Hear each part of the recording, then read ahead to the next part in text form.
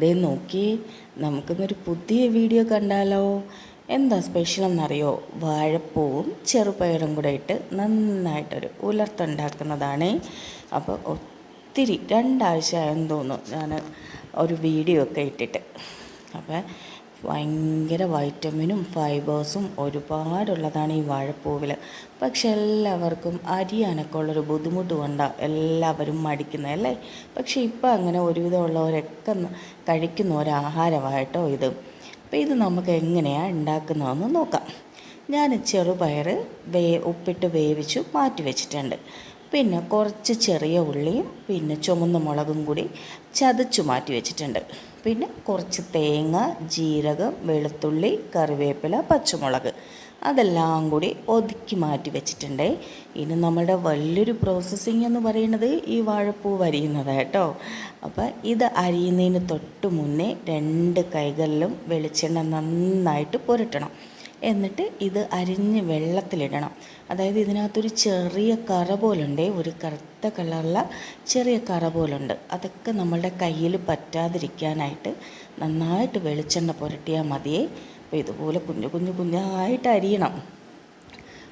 അരിയാനുള്ളൊരു processing ഒക്കെ ഉള്ളതുകൊണ്ടാണ് മിക്ക ഉള്ളവരും ഇതെടുക്കാത്തത്. പക്ഷേ അധികം വളമൊന്നും ഇല്ലാത്ത നമുക്ക് ഒത്തിരി ഫൈബേഴ്സും ഒത്തിരി വൈറ്റമിൻസും ഒക്കെ ഉള്ള സാധനമാണ് ഈ വാഴപ്പൂവും.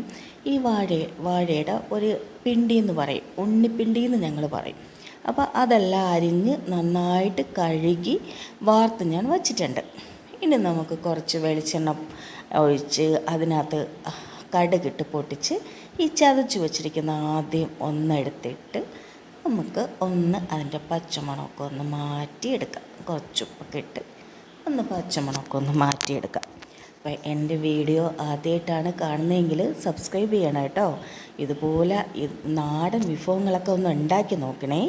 അപ്പോൾ വീണ്ടും നമ്മൾ അരച്ച് വെച്ചിരിക്കുന്ന ആ ഒരു കൂട്ട് ഇതിനകത്തോട്ടിട്ട് അതിൻ്റെ ഒരു പച്ചമണം മാറുന്നത് വരെ ഒന്ന് വറുത്തെടുക്കുക എന്ന് പറഞ്ഞാൽ ജസ്റ്റ് പച്ചമണം മാറുക എന്നാണ് ഞാൻ ഉദ്ദേശിച്ചത്.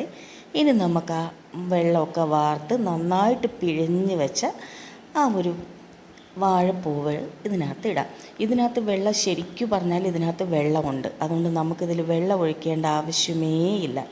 ഇനി അതിനെ നന്നായിട്ടൊന്ന് ഇളക്കിയെടുത്ത് വേവിച്ച് വെച്ചിരിക്കുന്ന പയറും കൂടി നമുക്കിതിനകത്തോട്ട് തട്ടിയിടാവേ.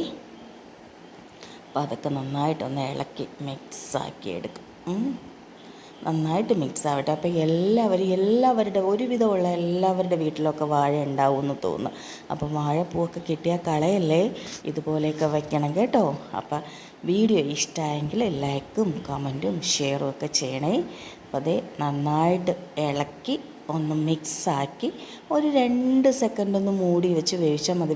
വെള്ളം ചേർക്കണ്ട കേട്ടോ. വെള്ളം ചേർക്കാതെ ഒരു 2 സെക്കൻഡ് ഒന്ന് മൂടി വെച്ച് നന്നായിട്ട് വേവിക്കാം. ഞാൻ മൂടത്തില്ല, നന്നായിട്ടൊന്ന് ഇളക്കിയെടുത്താൽ മതി. കാര്യം ഇതിനധികം വേവില്ലാത്തൊരു ഐറ്റമാണ്, അതുകൊണ്ട് മൂടി വെക്കാറില്ല.